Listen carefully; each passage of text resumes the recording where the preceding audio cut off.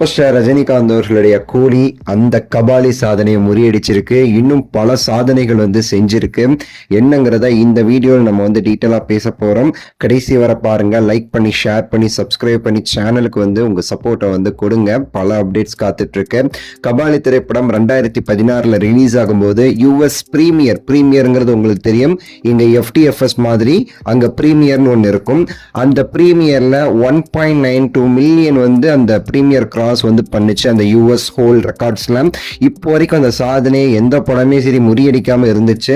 இப்போ அதே சாதனையை அதே சூப்பர் ஸ்டார் ரஜினிகாந்த் அவர்கள் அவரோட ஸ்டைல்ல கலாநிதி மாறன் அவர்கள் சொன்ன மாதிரி ரெக்கார்ட் மேக்கர் மட்டும் இல்ல, ரெக்கார்ட் பிரேக்கர்னு சொல்லிட்டு அந்த கபாலியோடைய ரெக்கார்டை இப்போ பிரேக் பண்ணியிருக்காரு நம்ம சூப்பர் ஸ்டார் அவர்கள்.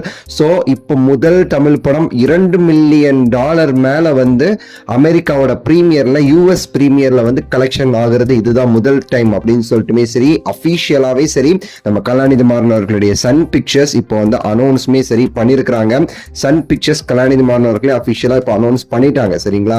சோ அந்த டிராக்கர்ஸ் ஒரு பக்கம் முடிஞ்ச அளவுக்கு வட சுட்டுக்கிட்டு இருக்காங்க. அவங்களுடைய குறிக்கோள் என்ன அப்படின்னா, நம்மளுடைய தலைவன் கோல்டு காயின் யாரு கொடுக்குறானோ அவனுடைய வசூல் முதல்ல வச்சிருக்கணும் அப்படின்னு சொல்லிட்டு இந்த படத்துடைய வசூலை கம்மி பண்ணிக்கிட்டே இருக்காங்க முடிஞ்ச அளவுக்கு.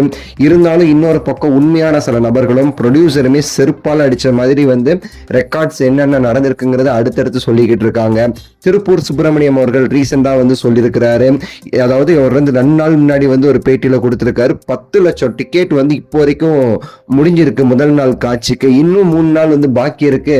சோ அதனால இந்த மாதிரி ஒரு ஓப்பனிங் முன்னாடி எந்த தமிழ் படத்துக்கும் கிடைச்சது கிடையாது. அப்படி ஒரு ஓப்பனிங் இந்த படத்திற்கு கிடைக்க போகுது.